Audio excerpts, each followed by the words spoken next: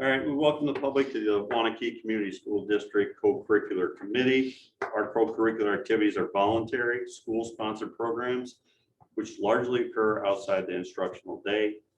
Co-curricular activities are purposeful, complement academic programming occurring beyond the traditional classroom. The Waunakee Community School District is committed to providing our students the opportunity to fully participate in curricular, extracurricular, student services, recreational or other programs or activities without impairment related to the student's race, religion, national origin, color, creed, marital or parental status, sexual orientation, gender identity, physical, mental, emotional, or learning disability or handicap. It is my pleasure to call this co-curricular committee meeting to order. So it looks like we have all board members in our presence. We have Ted Fry that is sitting in for Mark Hetzel. We have Randy Gutenberg, the superintendent, and Aaron May, the athletic director for the school, for the high school and the school district. Can I get an approval for the agenda? So moved. Second. And we do have one public comment that we received, and that will be in written form in our notes. But Randy wants to address it. And just real quickly, I mean, the public comment was with regards to, particularly as we're looking at our co-curricular programs and looking at financial reporting this evening.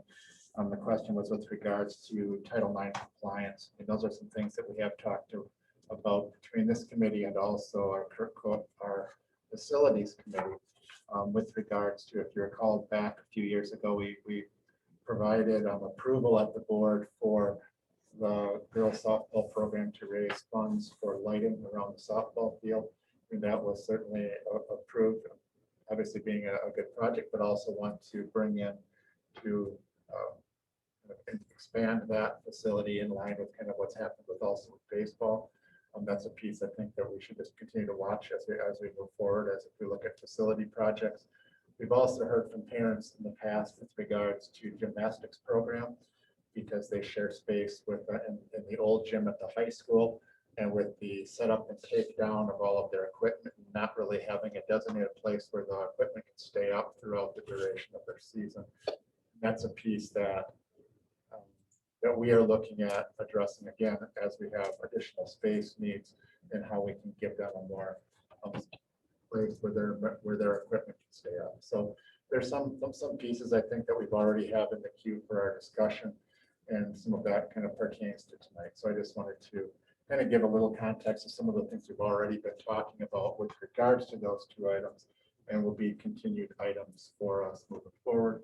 If there is a point that the board would ever like to learn more about some of the Title IX issues and kind of just the definition of that whole piece, particularly as it relates to co-curriculars athletics, that's something we could put on an agenda and have somebody come in who has specific background in that. Just wanted to add that for today. Yeah, I think it might be a good board education.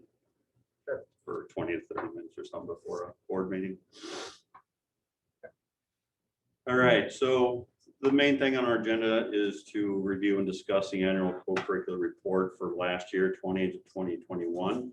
And so Randy and Aaron will discuss that with us. Yeah, so tonight what you see in front of you is the co-curricular report for 2021, and then also the Booster Club financial reporting form for 2021. This has been a report that's gone through a number of different formats over the years, and partially based on feedback from the committee here.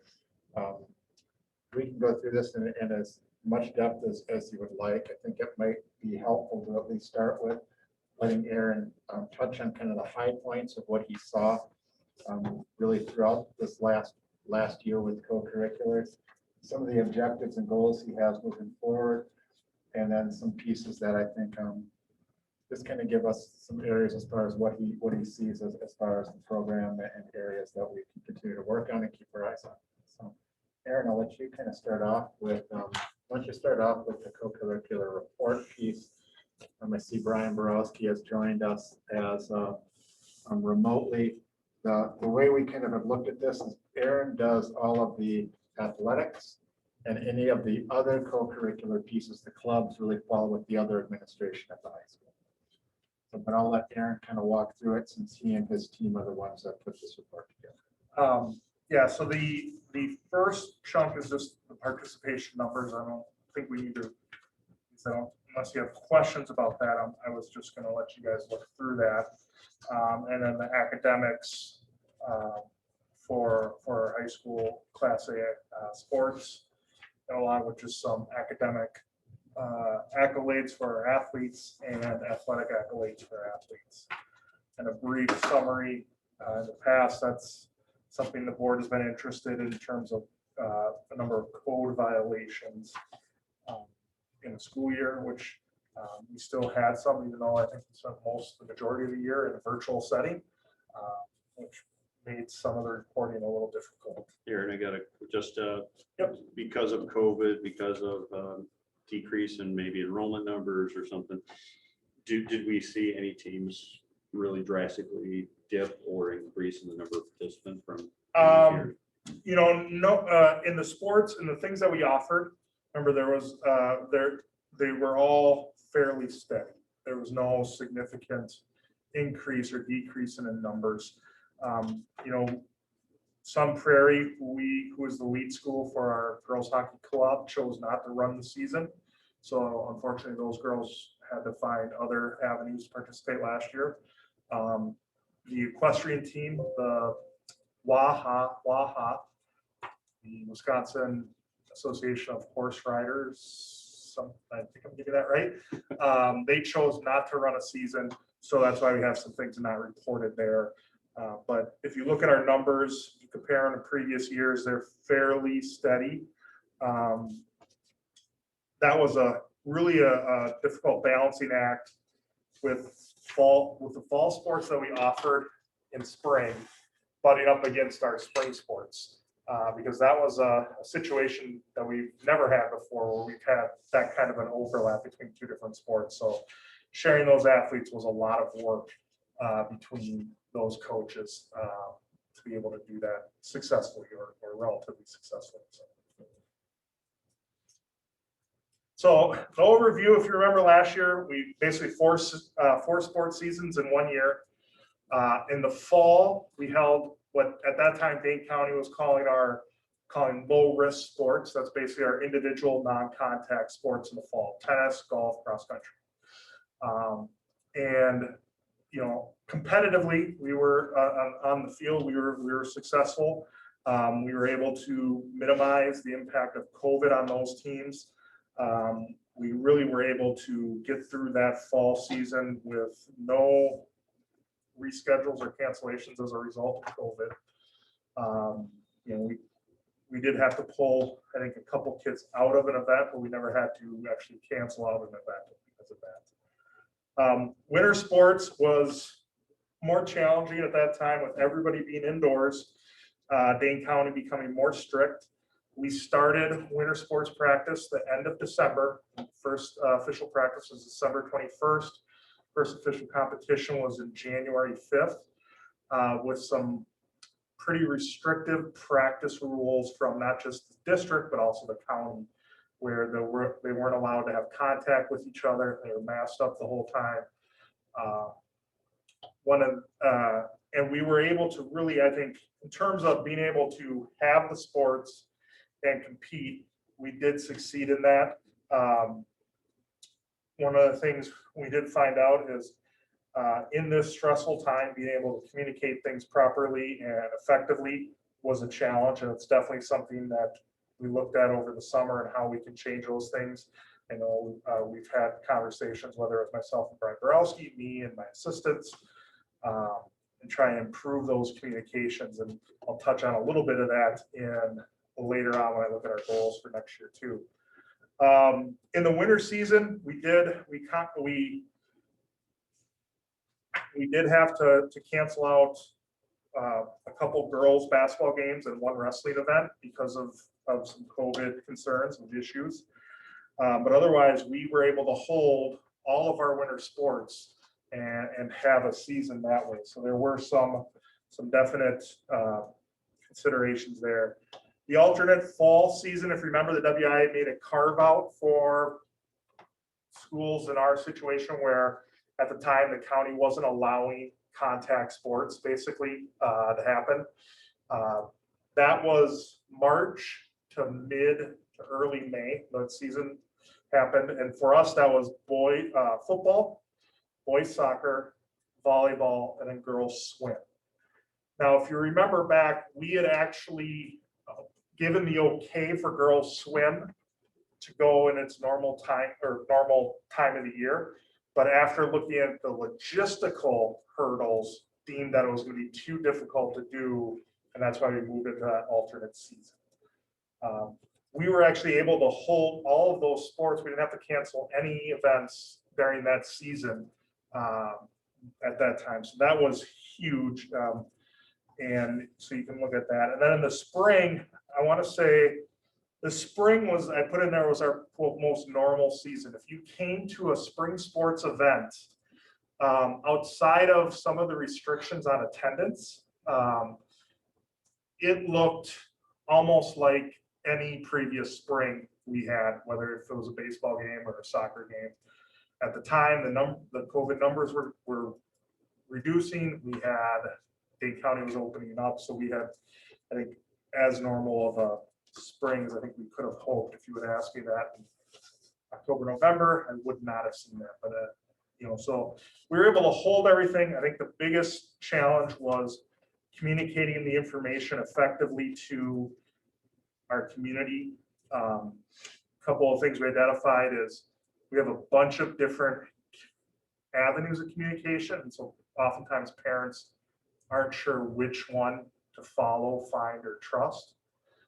Whether that's the Infinite Campus message, or a message coming from Booster Club, or a message coming from the coach, from different spots. So that's going to lead me.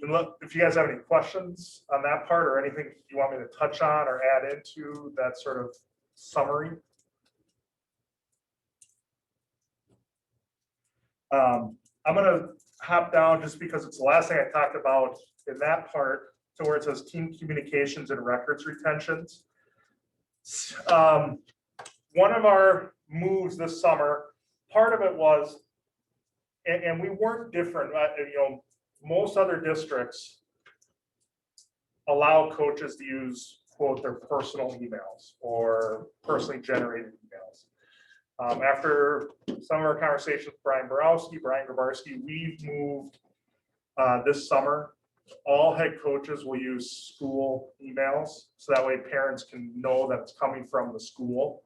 It also assists us with records retention when it comes to open records requests and things like that. But it helps unify that message. The next big one, and it's something we're going to be researching this year, is our overall sort of team communications.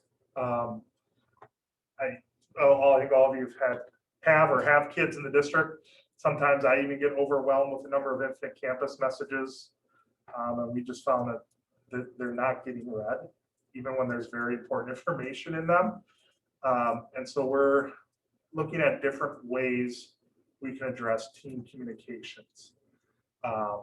One, to make sure it's getting read. Two, it's getting out to the people that need to see it.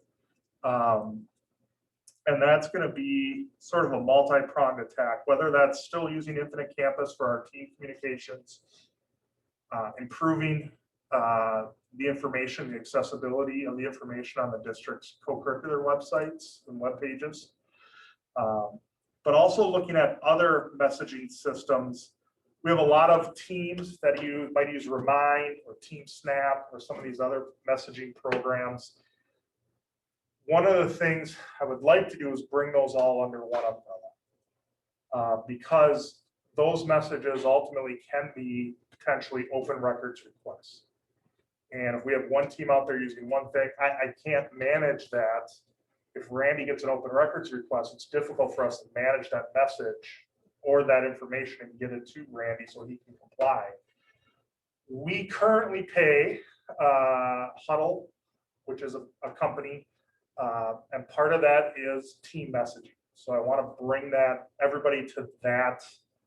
When I say everyone, our head coaches into that system. and looking at ways of setting up the booster clubs into that system. But If there is a message sent. Yeah. From women's tennis to all players through huddle, is there a common, can there be a sort of a common message that goes to athletics at, Waunakee, that it always comes, so you have track, or the district has track of every message that it gets sent, just if they were to Yep. add a certain player on there or a certain family, that there's a box that it always goes into so, the district. Forward. yes, not, so with huddle, I have, I'll just call it administrator rights. So I can currently go in there and just, Brian Hafer's the girls tennis coach. I can pull it up and see all the messages that you've sent then to the team. Can we add like, almost like an athletics at Waunakee Day? That's part of sort of the team group. We probably could. Well, it depends on Yeah. but whatever, as long as you have access, if we need to find them, if something comes up, that you can get into it instead of Yeah. having to say, well. So this year really is trying to investigate the pros and cons of these different, whether it's huddle, whether it's like a program like Remind or Team Snap. Another one, Madison College actually was created because they, out of necessity for their own programs, and now they're kind of selling it to high schools, which is interesting. So it's things we're going to kind of investigate along this year with implementation for next year. So yeah, there's that desire, that need, and so that way we can kind of unify those messages. Now, if you send a message pertaining to a team or to the whole athletic department staff, is it up to the coaches to take your message, put it in their own form, push it out? Or do you ever send just a complete message to every athlete we have that goes directly from you to them? So there's not that communication gap as it steps down to them. Yeah, so we have, Rebecca created an activities director login, I'll call it. I'm not sure if that's the right term for the campus.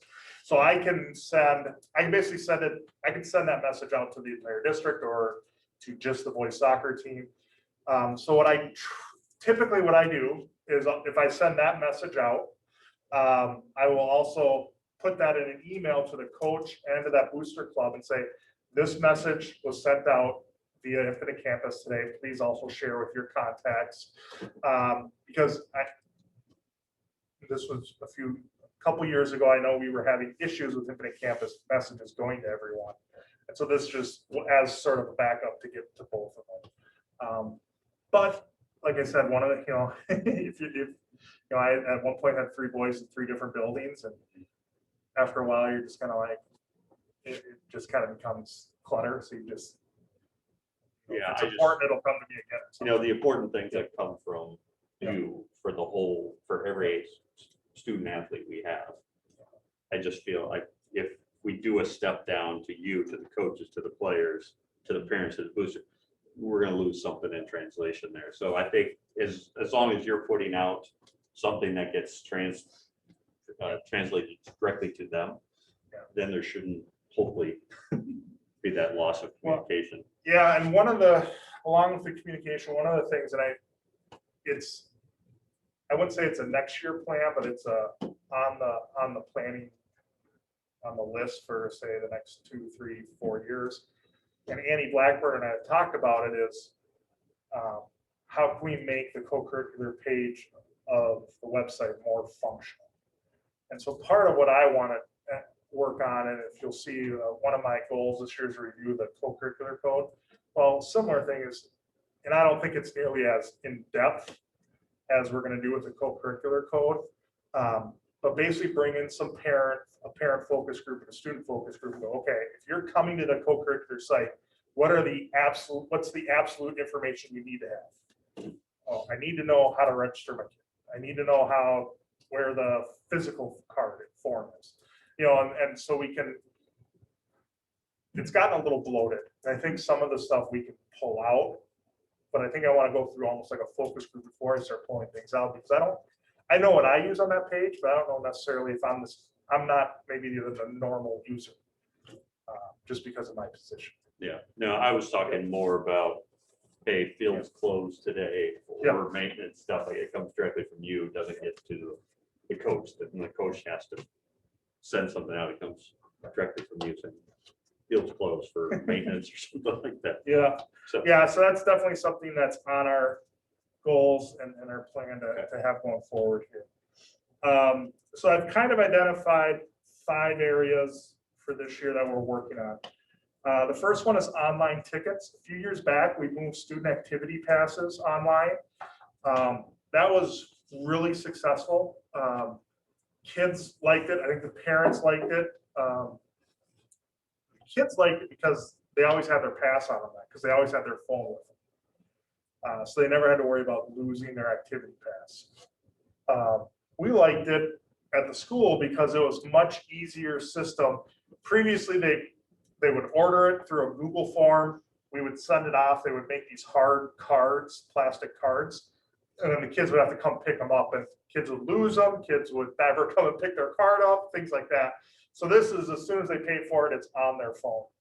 Last year, for a few of our spring sports, when we had to charge admission, one of our ways of controlling and meeting the regulations was to sell the tickets online via the GoFan app and the GoFan website. And that seemed to work very well for our athletics. So we're continuing it this year. Pat Harrison's moving the homecoming dance to that product. And I know Rick has looked at it because you can even load up your seating chart for musicals and people can buy their tickets that way. So I think it's something we're expanding. One of the benefits on the other side that I talked with Steve Summers about was I'll use a football game because it's a football game. We typically have at the time had 4 cash boxes. Well, Sue Pates would count the money out to get set up the cash boxes. Then our ticket takers would get those, and they would bring the money in after the game, count the cash boxes out, and then the following Monday, Sue would count money one more time before then putting in the deposit slips to send it off to get deposited. So by going down to just 1 cash box for football, we've reduced the amount of work those people have, and we've improved the accuracy because that's all accounted for online. Monday morning, I get a spreadsheet report of how many tickets were purchased, how much money we'll receive, and then that's automatically that's a direct deposit from that company into our accounts. So it's really, I think, will improve the accuracy of our reporting, and then improve the use of time with our assistants and with our ticket takers. We still do offer a cash line. So that way if people do need to pay cash, there's always at least 1 cash line at all our sporting events that we charge admission for.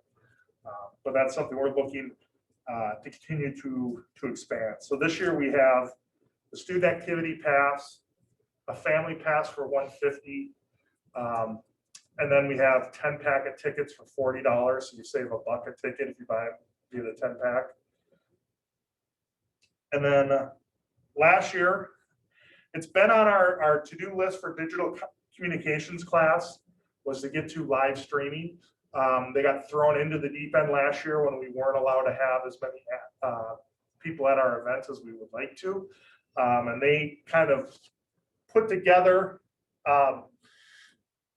this rickshaw thing to stream events this summer, working with, or spring and summer, working with Randy and Brian and the IT departments.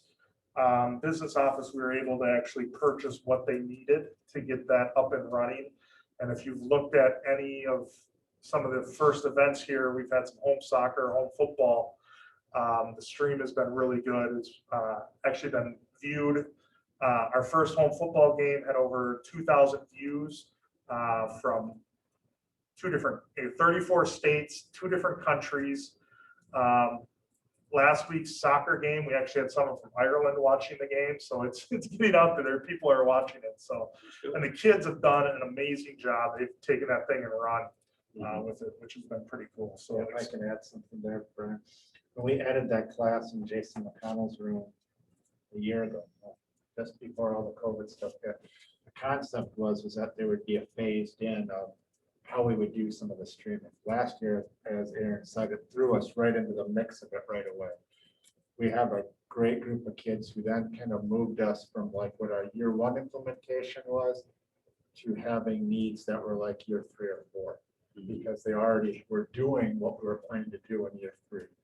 So it was kind of a conversation last spring of we either kind of go backwards or we kind of get them what they need so they can keep going forward. So with some of our carryover funds, our unused funds last year, we got them some of the cameras and equipment to get them to the point where now they can continue to learn and grow. So it's been a really cool thing for the class. Obviously, we're seeing the benefits of some of our programs.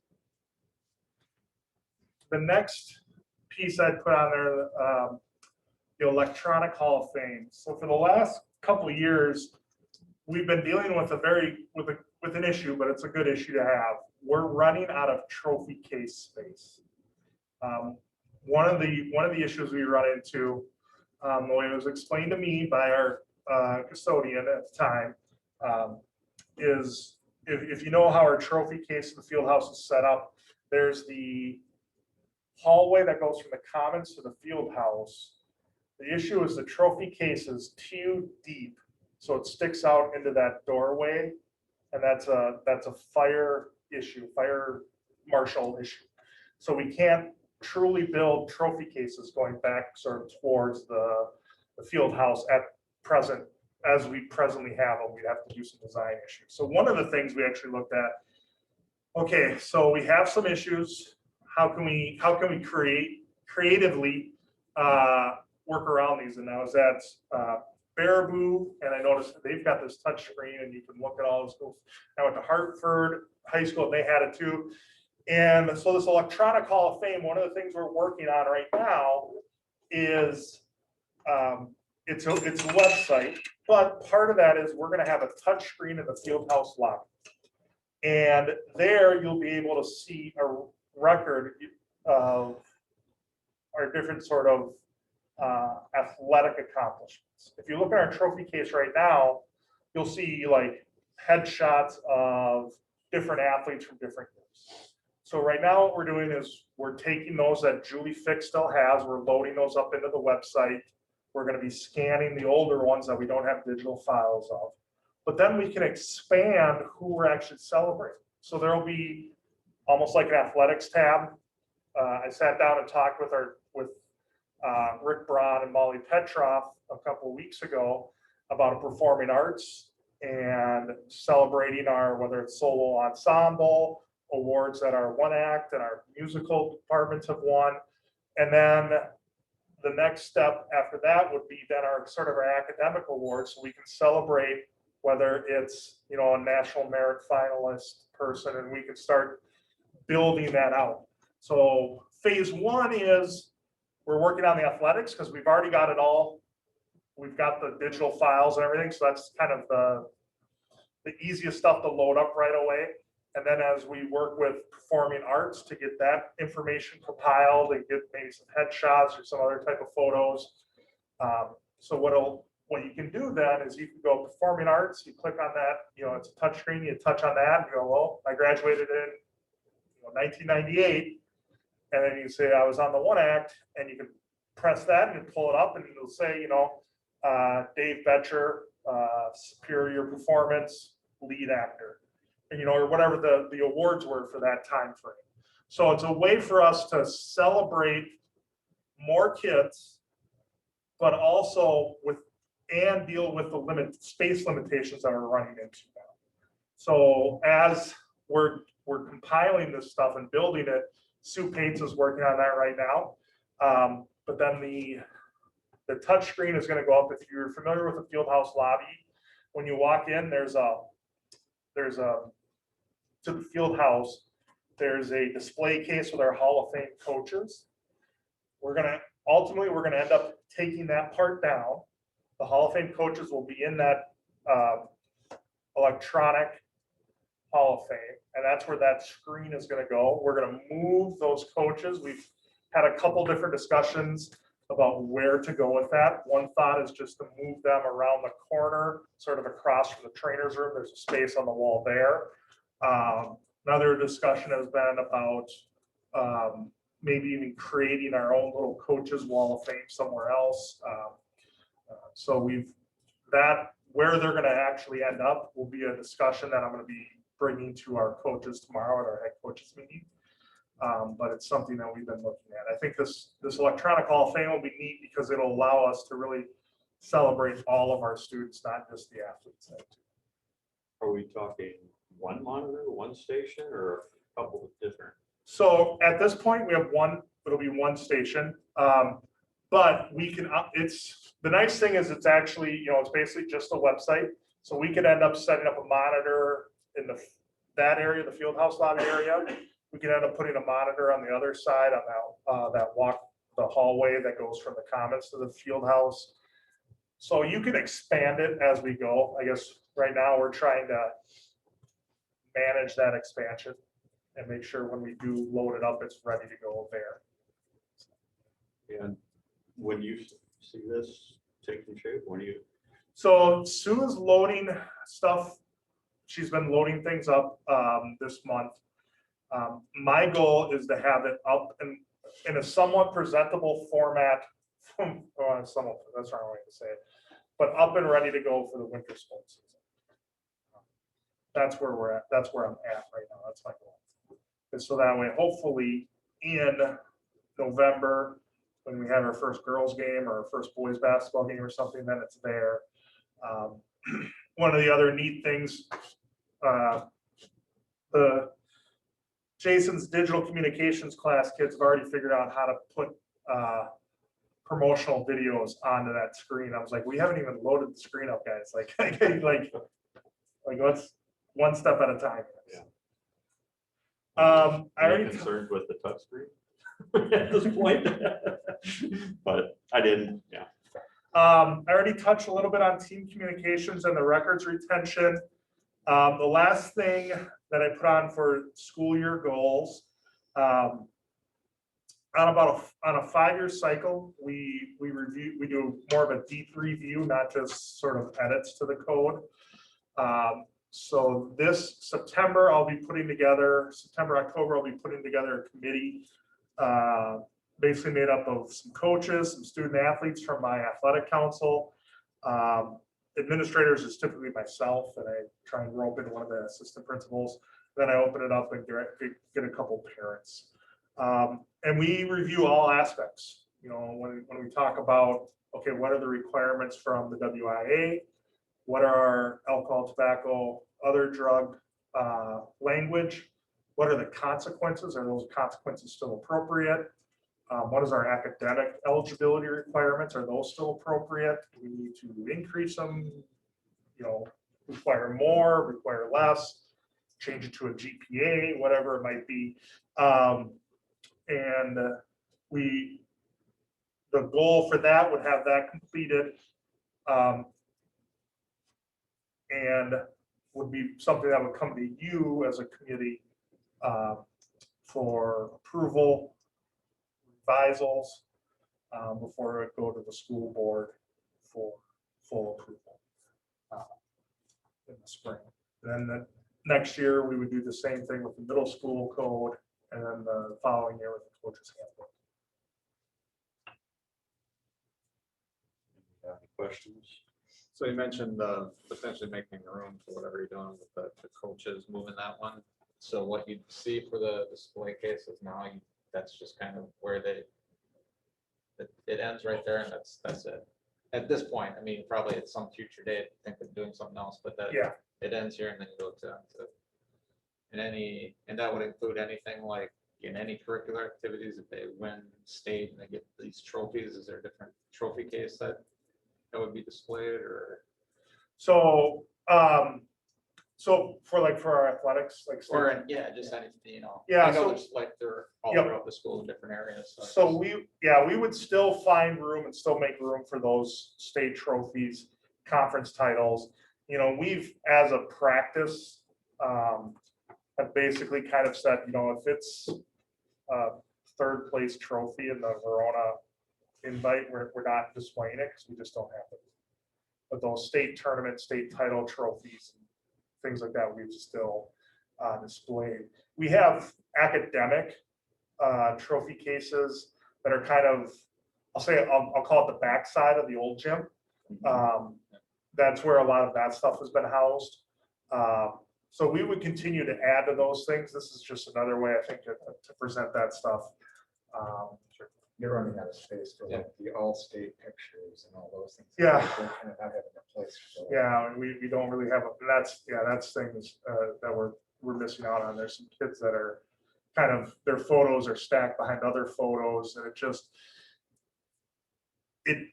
a good problem to have because we have a ton of kids that have done very well in things, but we're not really doing justice to them this way right now. No, I think it's a good thing. I mean, I've been part of a few high schools who have had a problem. You just can't build new buildings for trophies, so you have to come up with creative ways. And I think you're on the right path with some of them. So you're going to have to take that hard line too of what's displayed and what's not displayed. Well, and along those same lines, this is not a this year project. But if you've got it in the field house, some of our older banners, like the Chris Hetzel volleyball championship banners, are pretty worse for wear. So one of the things that we discussed as a coaching staff is how can we, one, sort of update that stuff, maybe something that'll last a little bit longer, but then also kind of unify the look in that field house too, because we've got a little bit of a patchwork going on. We have the old school felt conference school names. Then we have, these banners that are some are plastic, some are polyester. And so we're looking at a way to create a unified look in there, but that'll be something that won't happen until after sort of the whole branding process goes through. One of the things I did want to note, if you look at the Booster Club financial reporting forms. Yeah, forget the. Oh, sorry. Communicate, just to comment on that, and I agree with what you're saying, because you get all these kids, you get tons of them, and it's just noise after a certain point. Yeah. If you're really super interested, then you go and look at it, but for the most part, it just keeps stacking up with all your other emails. And Yeah.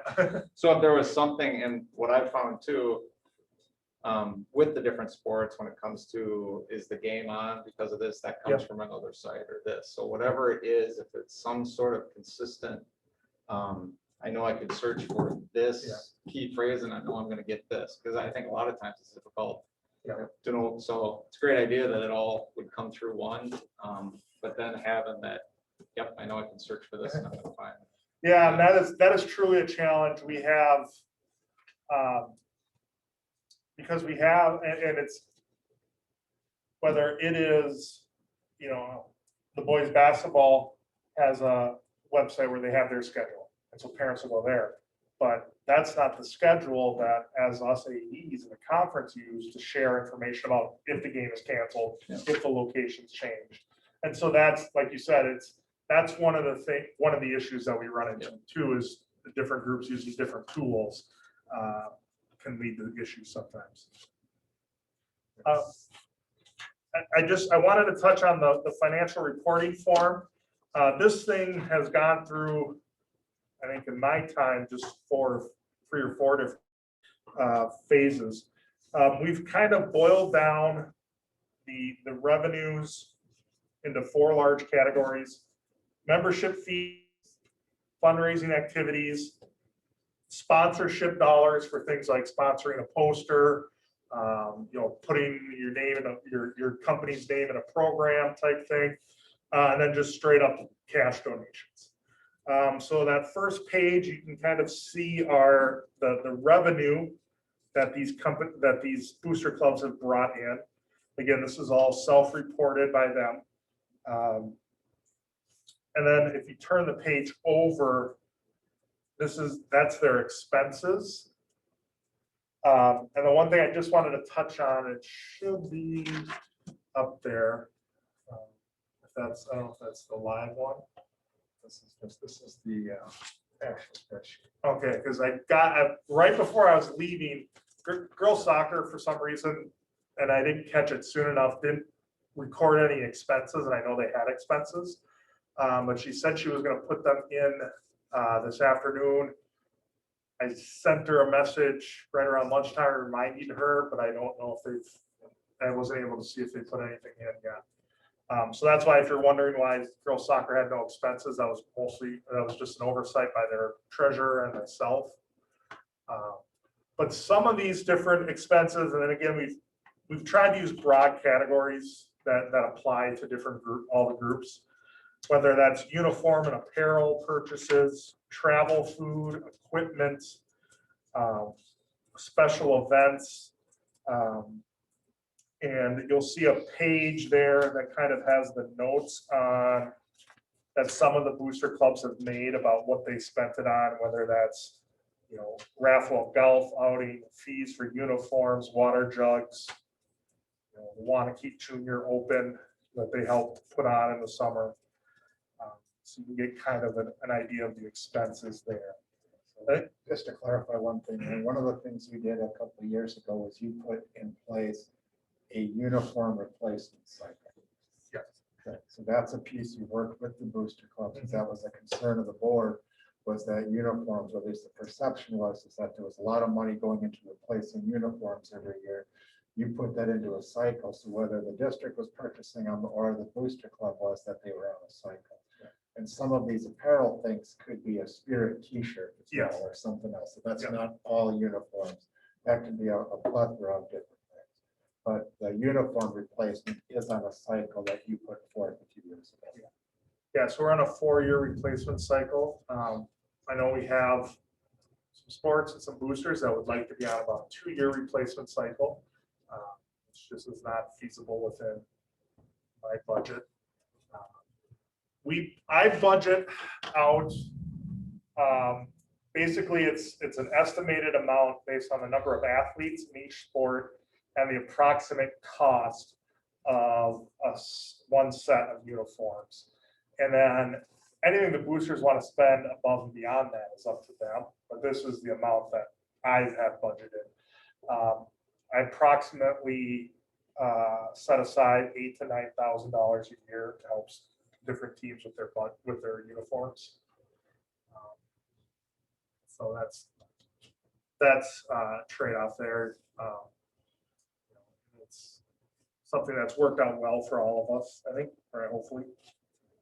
And then on that third page, what I did is I took the booster club's expenses, the school's sort of contribution, that school contribution column, that includes salaries, transportation, supplies, officials' fees, any tournament entry fee costs for that sport.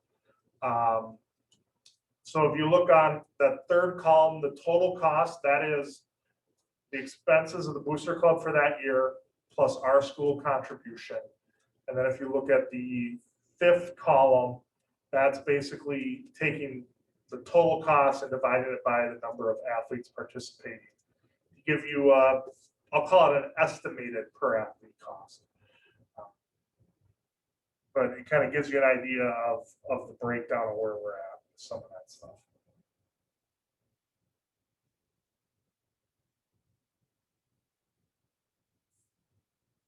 And for school contribution doesn't get spent on anything outside of, it doesn't get spent in another club outside that supports that sport. No. It strictly goes to Waunakee high school sports. The school contributions, that like baseball column, that includes all the salaries for the coaches, just the buses for that team, the umpire fees that we paid this past spring, and equipment, their supply line budget. To give you kind of an idea of where they're at with that.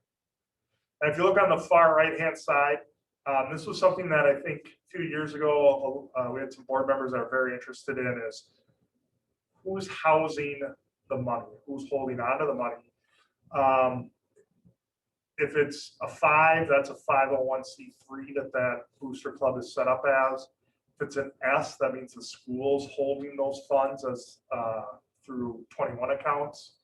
And then the NA are people that have that are using some other method of accounting.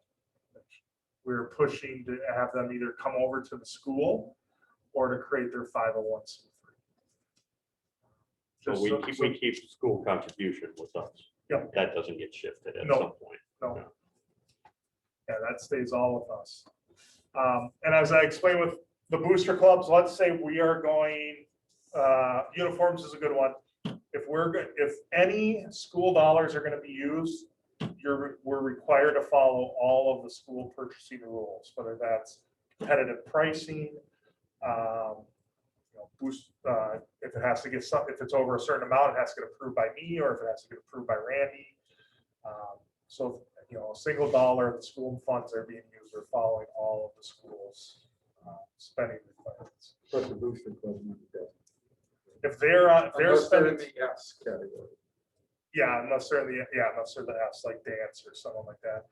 If they're spending all their own money, ultimately what it is, they purchase it, and technically they're donating the uniforms to the district. If they go out and buy all the softball uniforms, technically what they're doing is they're donating the actual uniforms to us.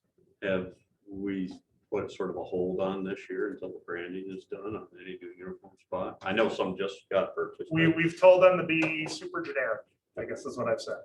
And so if you look at the football ones, they're basically just plain purple and white. Mhm. If you look at the soccer ones, same thing. They're purple, plain purple top, white ones for the road. I found on a few things that were probably bordered on like facility improvement type things where they wanted to put something up there. Be cautious about kind of what that is, so we're not in a different place.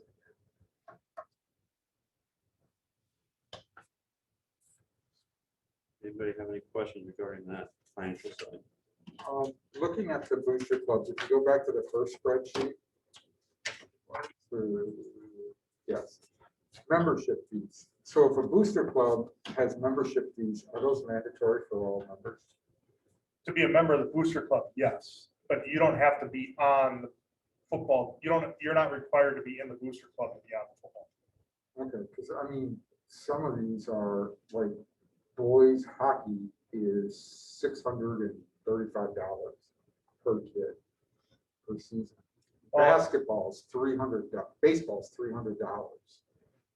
I mean, I guess I understand some sports are just more expensive. Hockey is a horribly expensive thing because of ice time and everything else. But if it's a membership fee, why isn't it? And part of me wonders why isn't it the school fee for being on the team?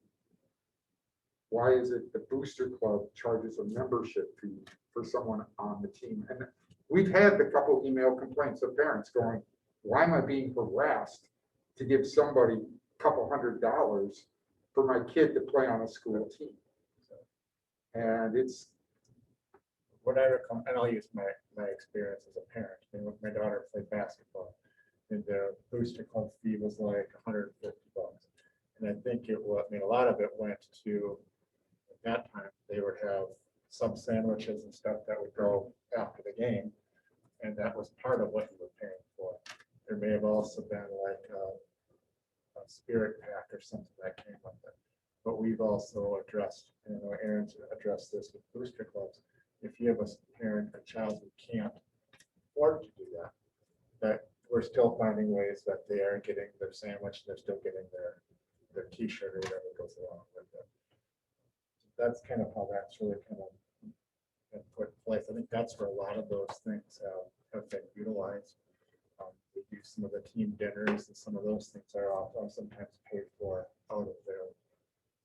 That's kind of what I see. It all goes back to the kids, from what at least what my experience. I'm not disagreeing with the expenses. That's not my point here. My point is how to allow every kid and every family that's on the team to be equal. Not just, well, there's the kids who are part of the booster clubs and stuff, and there's the kids who aren't. And if you have a membership fee, to me, that's something everybody should be part of. And if it's through the school and we have kids who need help paying for that, we have funds for doing that, but we're not seeing it. We're not seeing the kids that need that help. We're not helping those families be fully part of the team. Instead, private individuals are doing what they're doing. And in some of these prices, you see huge disparities between, you see $450 for the dance team. And I'm going, well, is that purely about travel? Because why would a dance team be $450, but the boys basketball team is $150, and the boys swim is $0, but the girls swim is $100 per kid?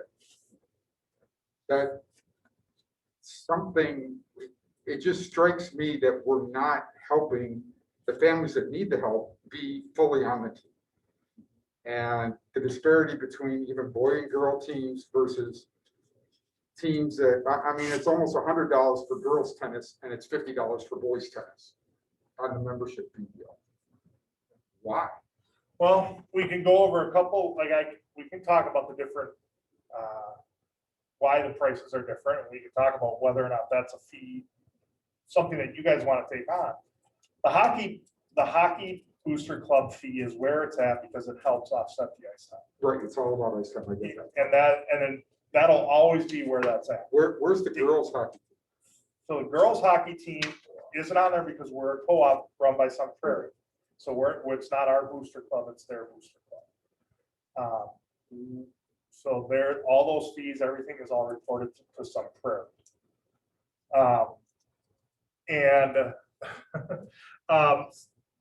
And there, you have your own, differences in terms of who's paying what. Because of that, it's on the parents from Waunakee, the girls hockey parents, to pay that whole share of the ice time, because they don't come together as a booster club to cover those fees necessarily. But if you look at something like dance, boys and girls lacrosse, things like that, when those were adopted as sports, part of that adoption was we are only paying transportation and coaches' salaries. The boards have created those as category A activities, but have then said we're not going to fund supply line budgets, other things like that. So that's why some of those are higher than others. Now, if you go, basketball, they do X, Y, or Z. Well, like Randy said, it might be a spirit pack, it might be a backpack, it might be some other costs like that are in. And those are all the feel goods, which is not part of my charge. My charge is to make sure we can have a team and offer it. But the feel goods, the feel crowds of having that backpack and everybody walking in together is not something that we're going to pay for. I understand your question, David. I'm just going to use one examples I can speak to. I don't see cheerleading up here, but it's definitely one that I dealt with as a parent. That was an expensive sport, and that was a piece that we provided as a district, the uniform that you saw on the warm nights. But when you had your monogram with your name on it, jacket with your sweatpants, well, that was part of that fee. So was the backpack that carried all the things, and so was the shoes. So it was $400 to be on that team.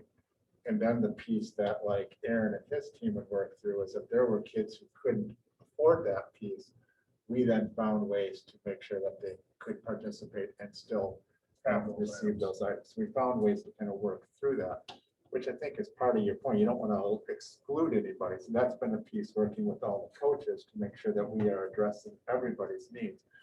But some of those fees were tied to what I would say as extras, either determined as a desire from the team, many times from parents who also said this would be a nice piece for our kids to have. And then some of it being things like uniformity of, in my case, cheerleading shoes, which are specialized or your purpose, they all look the same. So that's what I'm saying. If we're going to have a team and we're going to say, well, a membership fee to get on the booster club, and that's paying for the personalized jacket, and we're going to have 20 of the people on the team have that personalized jacket and 3 of them won't. We will make sure they all have that.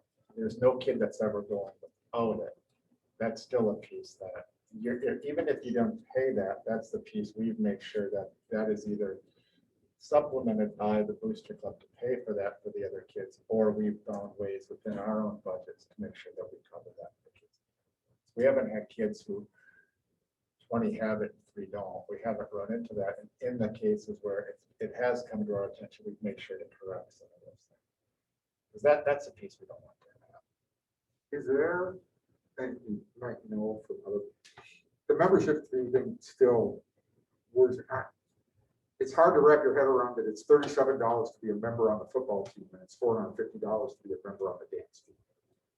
That strikes me as odd. Since we charge fees for participating in extracurriculars, is there any district that does that more in-house, or is it all through district clubs pretty much? Just to make sure, you mean in terms of taking care of all those extras? If you're gonna charge, if you're gonna have some sort of membership fee, I always figured, you know what, if we're charging you for extracurricular, to be on extracurriculars, you pay X amount of money. Does anybody actually incorporate that membership fee in any way? Not that I am aware of. I will say, It just seems like a hidden cost that the parents then get hit by private individuals telling them, giving them phone calls saying, you owe this. We've seen those emails over the years. And that's How can we make it not be a hidden cost? I mean, do we include it as part of you're signing up for that sport? Here's the people, here's the activity, here's what gets charged. Because right now, you keep hearing it after the games, after the team starts, and then you get a couple emails going, what the heck? Why am I being charged? I paid my fee at the school for basketball. Why am I being called at home being told I owe another $200? And whether they can afford it or not, it's still kind of a hidden cost, especially when you start looking at dance and cheerleading and hockey. And which you've tend to got get some of sort it of higher also numbers. goes to as far as what they charge. You're right. There's from a fee perspective for things like football are lower, but football's also able to raise $46,000 in fundraising. Yeah. So that offsets some of that's part of the way they keep some of those down. Other groups choose not to fundraise, or they don't have the ability to fundraise because they don't have 180 kids on a roster, and that's part of, I think. Although maybe with cheerleading, where are they cheerleading? For the football team? But the football team club takes all the money for all the banners. And the cheerleading team doesn't get any of that, right? And the touchdown club actually supports the cheerleaders partially. They do. Yeah. So Oh, I didn't see that. some of the t-shirts they get, some of the food they get, some of those other things, they just, even though the cheerleaders weren't part of the booster club, they just did it anyway. So I mean, there's some of those things that just occur. I mean, it's. Oh, because you're it's- seeing that under the football touchdown club, you're not seeing it under cheerleading. yeah, But it's really there. And it's not even that the cheerleaders were part of that, that's just my own experience. Membership fees it's kind of a misnomer. I mean, I think it is entitled as a membership fee. A lot of it is going towards other things. So it's not just membership in the club. I think some of these things are also going towards some of those other costs. Is that an accurate statement here? yeah, and you remember too, you have like, whether it's baseball or football, I'm just looking at some of them up there. Those are supporting basically the programs all the way down to the lower level. Same with wrestling. You know, the fees and the fundraising done by the high school boosters, whether it's through a raffle or whatever, or membership fees, you know, that's sustaining not just the high school wrestling program, helps with the middle school wrestling program, and then the youth, the K through 6th grade program. Yeah, some of those 501c3s are actually 501c3s for the youth all the way through. So there's a bit of a community type of a program to it, not just the high school. Whereas Right, I just- smaller ones like dance are specifically just to the high school program. Yeah, no, I mean, I want to thank everyone who contributes to the Booster Club as part of that, because I think they do a lot of good things. Sure. I just want to make sure that, you know, if we're going to start something, that we provide the basics of what they need. They need footballs, or they need basketballs, and they need nets, and they need, but the super shots or the extra stuff is really where the Boosters Club come from. Yeah. And I don't want to lose control out of some say in terms of uniforms and that kind of stuff is, I know that people like the really nice things, but I think if we're going to support a team, that we need to look at ways to actually take more of that control back or that cost back over time to be able to pay for that. So maybe the booster clubs could pay for those really nice things, that extra things.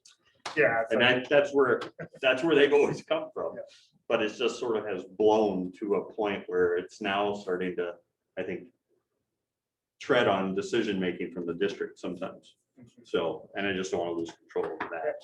I will say, just in general, even with the amount that I've budgeted out yearly for uniforms, it doesn't come like that. I mean, like you said, it's, I'm blocking off $8 to $9 grand every year for the different sports, and it's still even for the majority of our sports, the number of kids we have. If you look at, it's our biggest sport, so I'll use football as an example. The uniforms the freshman football team were wearing are the uniforms that the 2011 varsity team wore. So those are a decade old. And they're getting near the end of their lifetime. I know last year we had some boys soccer players that were taking athletic tape to help hold their shorts up because the elastic had got out because those are so old, freshmen. Yeah, and there's some sports that tear holes and things. Baseball is something you replace pants every year. So, any other questions regarding the financing? I just want to pull out the academic and athletic honors and congratulate all of the athletic teams last year. They put up a 3.53 GPA overall. That's outstanding. Every team that I see was well over a 3-point. That says a lot about our student athletes and our students in general. And then of course our athlete all-state honors as well. If you want to see those, the public wants to see those will be in the notes. So congratulations to all those students. Brian, can I ask a clarifying Sure. question? We've had this report and kind of both of these reports go to the board in different ways. We've had them actually presented by Aaron in a similar fashion here, which is kind of a duplicate of kind of this meeting to a degree. We've also had it on there, and it's just kind of a report to share that this is the conversation we had, and then open it up to questions. It's also been a piece that we've just addressed this within the minutes, and it hasn't been a specific agenda item at the next board meeting, but more one that people can reference if they're interested in, because it's kind of a report, not an actionable item. I guess my question is to the committee, how you'd like to handle this for the next board meeting. Do you want it as a specific agenda item, or do you just want it listed as part of the minutes and then reference people there if they have questions? Well, it's not an actionable item anyway. No. I don't know. I like it that it's there. You put it on the agenda, so if people do want to discuss it, they can, if they see something, and then let them ask questions. It won't be presented, but it will be there to be an agenda. If anybody has a question, we can link it in, and we'll just say that we'll open it up for any questions. And if anybody from the committee who was here wants to add anything, they're able to. Yeah, it was kind of my first time looking at it, and I see this year's worth. So I'm not, why are we looking at it? Because I'm not seeing a trend. Are we looking at things we have to account for this because this is fun? I mean, there's no reason to. So That's something we're talking about, is that maybe it should have 2 to 3 years, especially the participation numbers. Just to see where some clubs are going or not. Like I saw the Pay It Forward group, super high numbers, but I can't, even having been here 8 years, you can't remember what it was 2 or 3 years ago. It'd be nice to see, And that's a at least on those charts. But that's a feedback that's been here before, is that we need to make sure we have multiple years. I mean, it would be, but what's it really going to do? It's like, because does that mean, yeah. Well, we do have stuff in the policy about how a co-curricular moves forward into getting paid staff or not, and size and things like that, you can at least start seeing, especially the newer ones, did they stay or did they drop off right away? A lot of those come with like clubs, because you'll see like, you'll have 20 kids all interested in the club in 1 year. They'll be part of it for a year, then most of them will graduate. And by year 3, it's actually. Like I saw mock trial dropped off, debate dropped off. They were trying to go for a while. And they put it back. Yeah. Model UN went off for a bit and then it came back. Yeah, forensics had a dip and then the last few years now, I'd say the last 3 or 4 years, it's really blossomed into a pretty large group. But it looks smaller than last year.